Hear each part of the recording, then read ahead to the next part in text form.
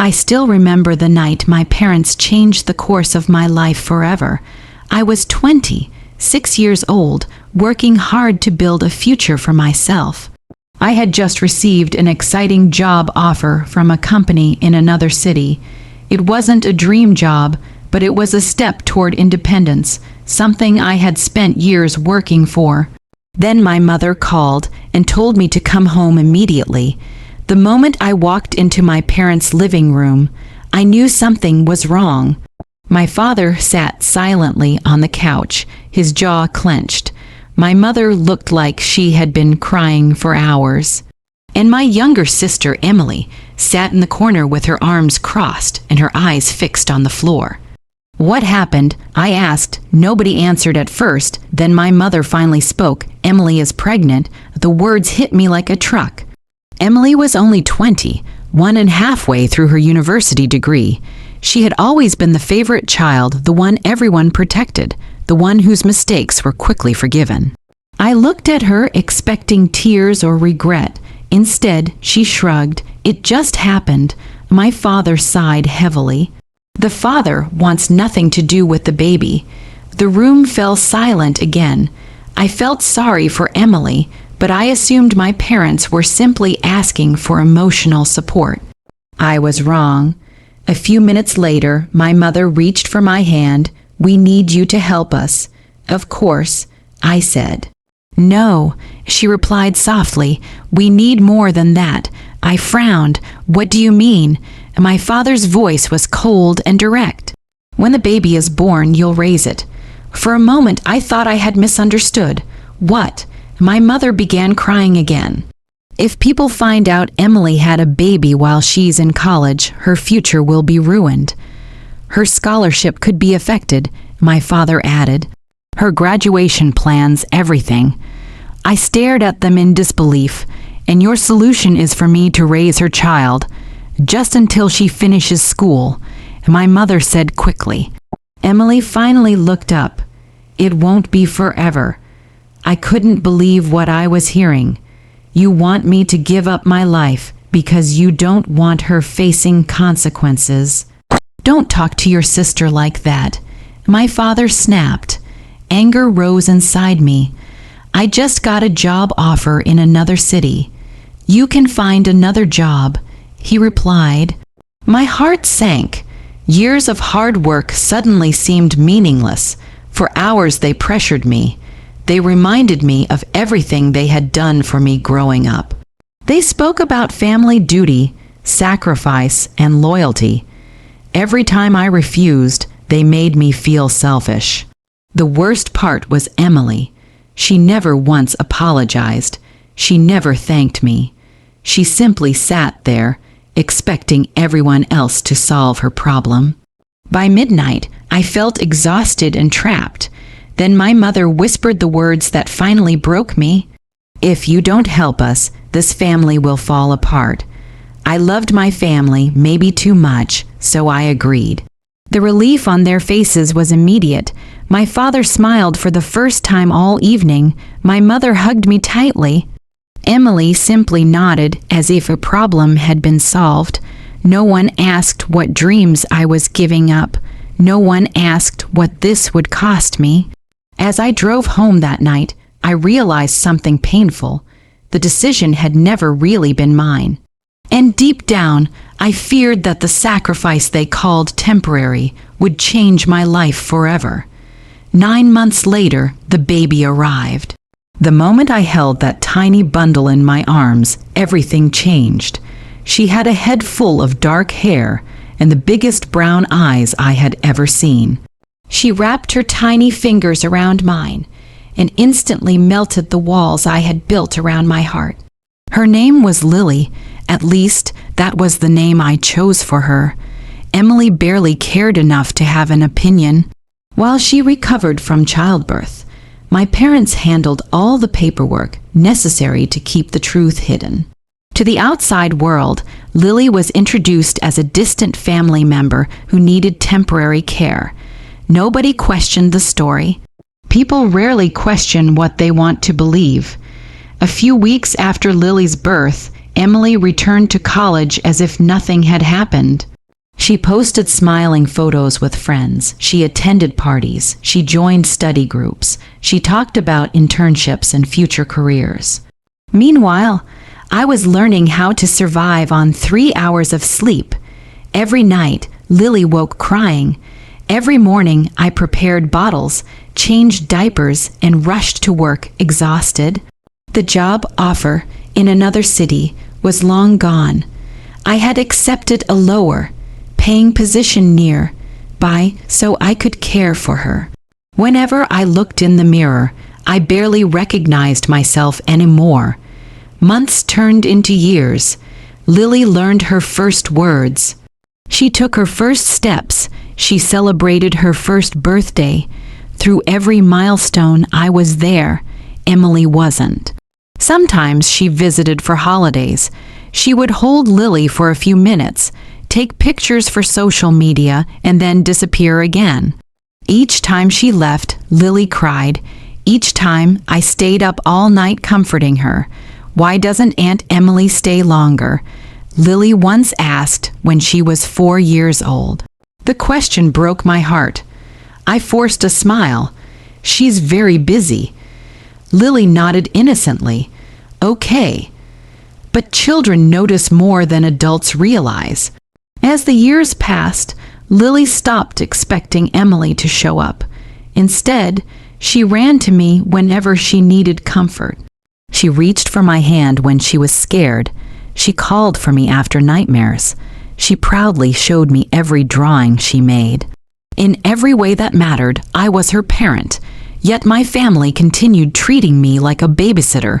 Whenever relatives praised me for raising Lily, my mother quickly changed the subject. Whenever someone asked difficult questions, my father repeated the same rehearsed story. And Emily, she acted as though she had made some heroic sacrifice. During family dinners, she spoke endlessly about her achievements. Her grades, her internships, her future career. Never once did she acknowledge the person who had given up everything to make those accomplishments possible. One evening, after Emily had spent an hour bragging about herself, I finally reached my limit. "Do you ever think about Lily?" I asked. The room went silent. Emily rolled her eyes. "Of course I do." "Then why don't you spend time with her?" She shrugged. "I'm building a future." I stared at her. So was I. For the first time, guilt flashed across her face, but it vanished almost immediately.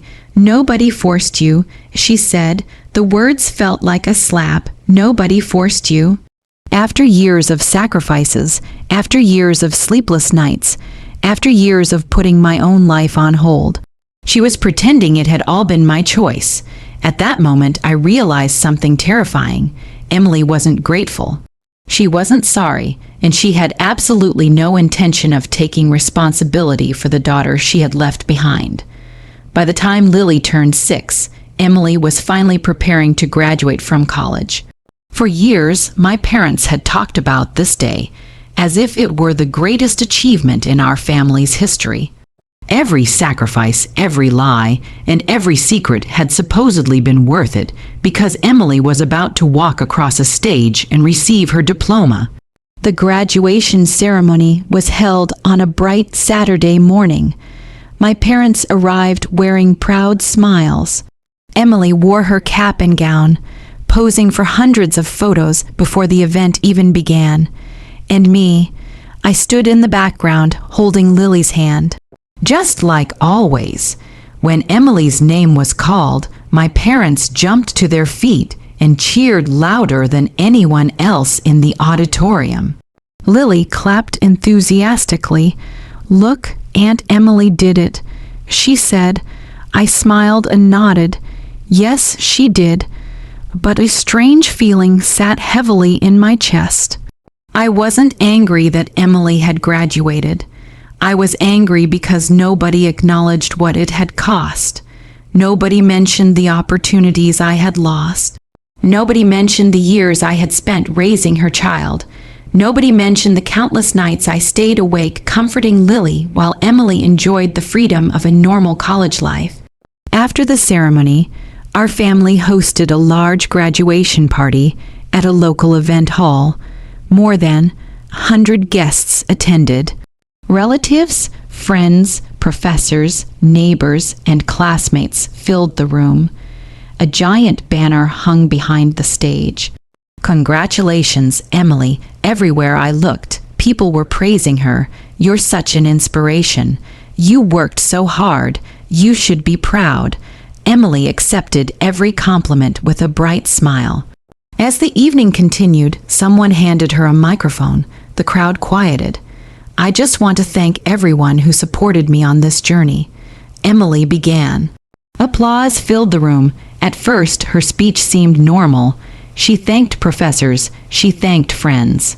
She thanked our parents. Then she glanced directly at me. A strange smile appeared on her face, and I'd also like to thank my older sibling.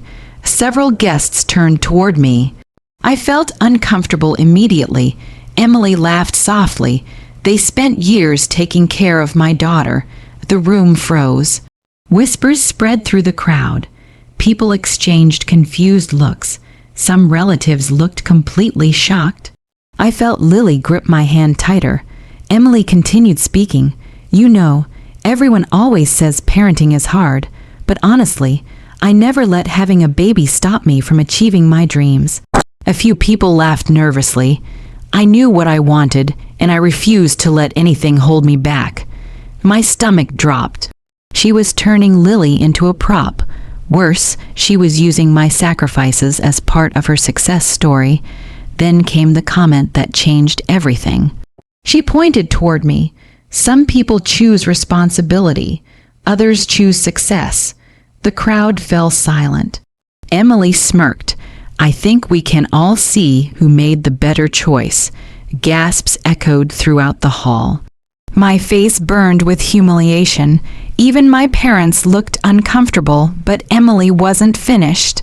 She continued describing herself as brave, determined, and ambitious while portraying me as someone who had simply settled for less. Years of sacrifice were reduced to a punchline. Years of love were dismissed with a single joke. Beside me, Lily looked confused. Then she quietly asked the question that shattered my heart. "If Mommy is Emily, then why did she leave me?" The room suddenly felt very small. And for the first time in years, I realized the truth could no longer stay hidden. Emily thought she was controlling the story. She had no idea that her graduation stunt had just started the chain of events that would destroy the lies our family had protected for 6 long years. The moment Lily asked her question, a heavy silence settled over the graduation party.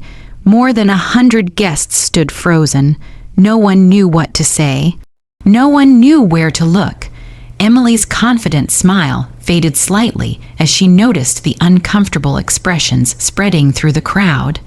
Lily looked up at me with tears forming in her eyes. "If Emily is my mommy," she whispered, "why didn't she stay with me?" My heart broke. For 6 years, I had protected everyone. I had protected my parents. I had protected Emily. Most of all, I had protected Lily from a truth she was too young to understand. But standing there, watching her confusion and pain, I realized the lies were hurting her more than the truth ever could. I knelt beside her. Before I could answer, Emily quickly grabbed the microphone again. "She's just confused," she said nervously. "Kids don't understand adult situations." Several guests exchanged skeptical glances. The room was no longer on her side. For the first time all evening, people weren't applauding, they were questioning. One of our older relatives stood up. "Confused or not, that little girl deserves an answer." Another family friend nodded. "Actually, I think we all deserve one." The whispers grew louder. Emily looked toward our parents for help. My father lowered his eyes. My mother suddenly seemed unable to speak. The secret they had worked so hard to protect was beginning to crack. And once cracks appear, the truth has a way of finding its way through. I slowly stood up, My hands trembled slightly, not from fear, from years of bottled-up pain. I never wanted this conversation to happen like this. I began. The room became completely silent. I spent 6 years protecting my family. Nobody interrupted. 6 years ago, Emily became pregnant while she was still in college. Several guests gasped. Emily's face turned pale. I continued. My parents were terrified the news would damage her future. They asked me to raise Lily until Emily finished school. A stunned silence followed. Then someone asked the obvious question, "You volunteered?" I laughed bitterly, "No." The single word echoed through the hall. I was pressured. I was told our family would fall apart if I refused. I explained the job opportunity I had given up, the plans I had abandoned, the countless sacrifices I had made. As I spoke, people's expressions changed from surprise to disbelief. Then disbelief turned into anger, not toward me, toward Emily, toward my parents. A family friend shook his head. "So, while you raised her child, Emily went on living her life." Yes. The answer came easily because it was the truth. Emily suddenly stepped forward. "That's not fair," she shouted. Everyone turned toward her. For a moment, she seemed ready to defend herself. Instead, she blamed everyone else. "You all act like I forced this." The words only made things worse. Guests stared at her in shock. There was no apology, no gratitude, no accountability, only excuses. Then something happened that nobody expected. Lily let go of my hand and walked directly toward the center of the room. Tears streamed down her cheeks. She looked at Emily, then she looked at me, and in a small but clear voice she said, "You're my mother because you gave birth to me." The room held its breath. Lily turned toward me, "But you're my real parent because you stayed." A wave of emotion swept through the crowd. Several relatives began crying. Even my mother covered her face with her hands. At that moment, Emily's graduation celebration was over.